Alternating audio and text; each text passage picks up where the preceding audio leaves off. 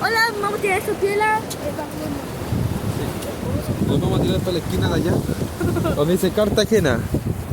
Ahí se ha dicho que se encuentran muchas personas fantasmas que se tiran del este. Sí, ahora vamos a ver.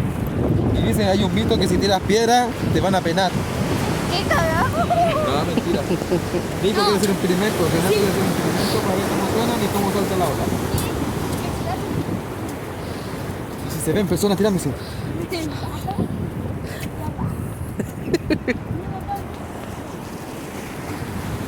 Hola, va para allá, para allá.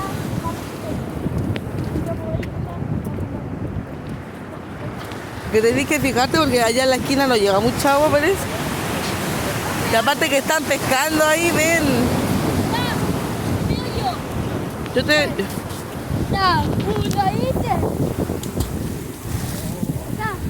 Espérate, porque no veo a tu papá. Ah, ya. Te